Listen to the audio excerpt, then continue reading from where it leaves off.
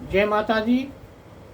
मांगलिक दोष ये बड़ा प्रभावशाली दोष है जो सीधा सीधा दाम्पत्य जीवन, वैवाहिक जीवन पर प्रभाव डालता है। दाम्पत्य जीवन का जो भाव है हमारी जन्म कुंडली में वो सप्तम भाव होता है। सप्तम भाव पर मंगल की दृष्टि आ जाए या मंगल स्वयं बैठ जाए तो सप्तम भाव को पूरी तरीके से प्रभावित कर देता है।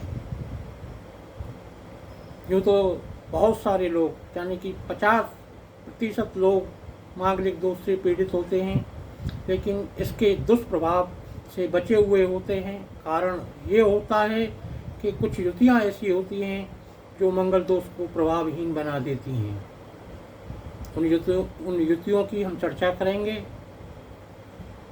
सबसे पहले ये देखते हैं कि मांगलिक दोष कैसे बनता है।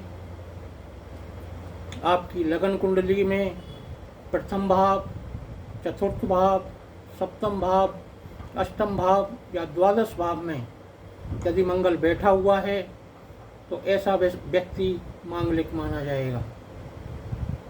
ऐसे ही अगर चंद्र राशि से, चंद्र कुंडली में चंद्र राशि से प्रथम भाव, चतुर्थ भाव, सप्तम भाव, अष्टम और द्वादश में अगर मंगल बैठा है तो व्यक्ति मांगलिक माना जाएगा। अगर इन दोनों में ही वो अगर मांगलिक है तो ऐसा व्यक्ति पूर्ण मांगलिक कहलाता है। मांगलिक दोष की तीसरी अवस्था परिपूर्ण मांगलिक की होती है। ये दोनों में यानी कि लग्न कुंडली में और चंद्र कुंडली में भी मांगलिक है और आपके नवमांश चार्ट में भी अगर मांगलिक है तो ऐसा व्यक्ति परिपूर्ण मांगलिक माना जाएगा।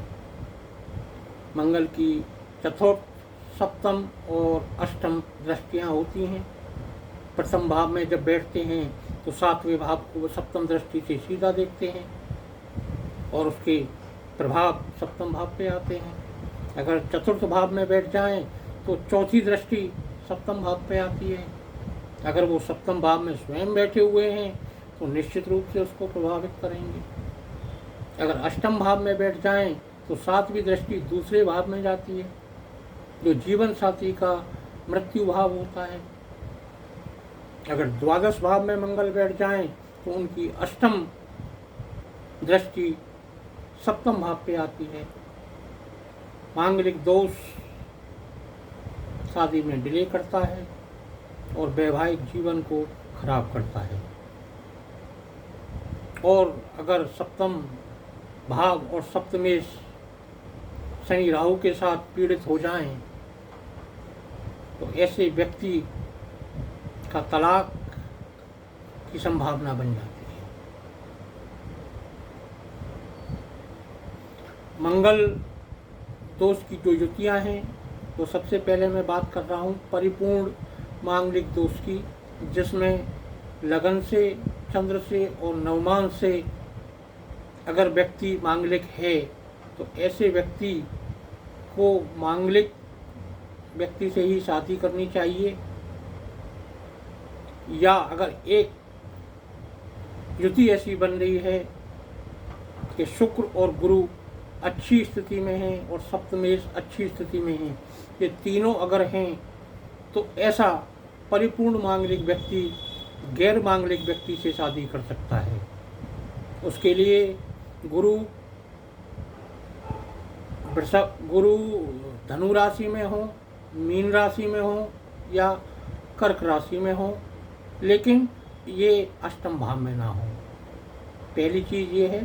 दूसरी चीज़ ये है कि शुक्रदेव जो हैं वो वृषभ राशि में हो, तुला राशि में हो या मीन राशि में हो, लेकिन अष्टम भाव में ना हो। अगर ये स्थिति अगर कुंडली में है तो परिपूर्ण मांगलिक व्यक्ति भी गैर मांगलिक व्यक्ति से शादी कर सकता है। लेकिन अगर ऐसा नहीं है तो उसे मांगलिक व्यक्ति से ही शादी करनी चाहिए। अगर व्यक्ति मांगलिक है यानी कि लगन कुंडली से है और चंद्र कुंडली में भी है या लगन या चंद्र में है तो ऐसे व्यक्तियों के कुछ युतियाँ हैं जो उस मांगलिक दोष के प्रभाव को कम करती हैं। यदि मंगल चौथे भाव में बैठा है, मेष राशि या कर्क राशि आई हुई है, तो मांगलिक दोष प्रभावहीन हो जाएगा।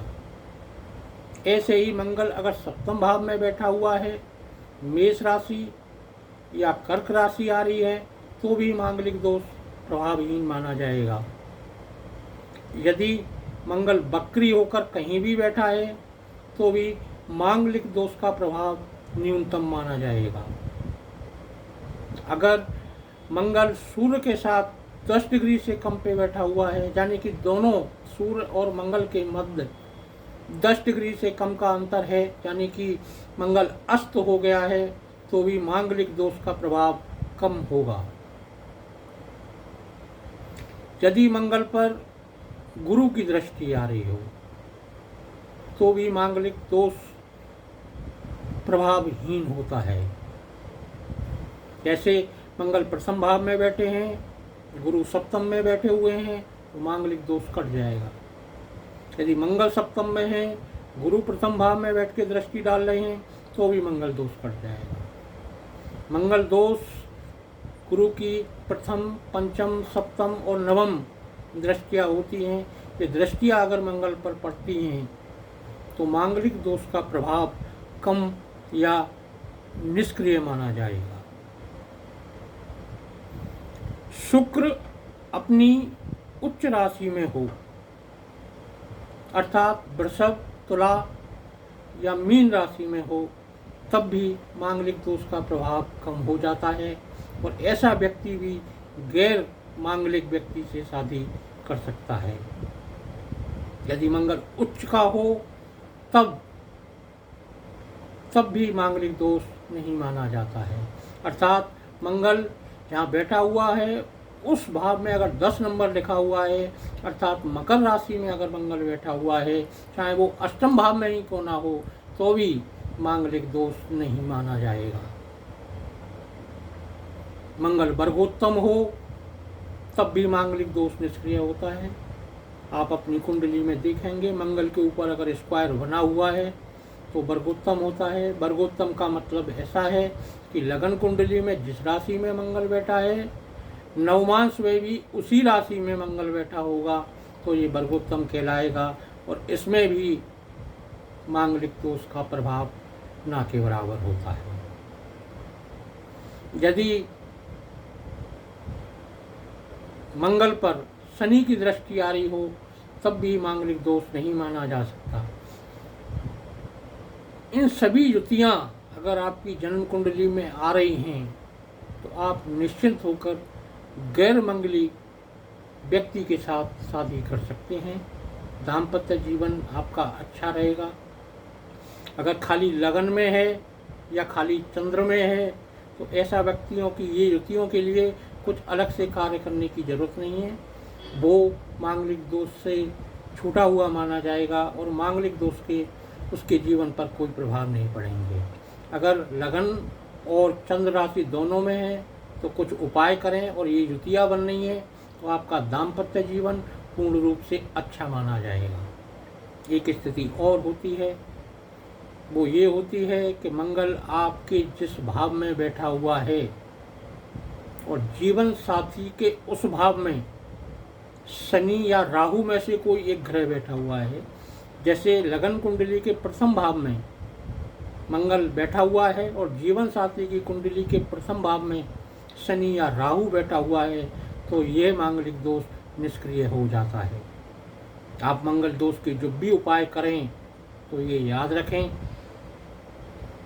कि मांगलिक मंगल जिस राशि का में आप बैठा हुआ है उसका, मंगल जिस नक्षत्र में बैठा हुआ है उसका, ये संयुक्त रूप से आप उनके उपाय करें, आपको निश्चय ही रूप से उनसे अच्छे परिणाम प्राप्त होंगे। जय माता दी।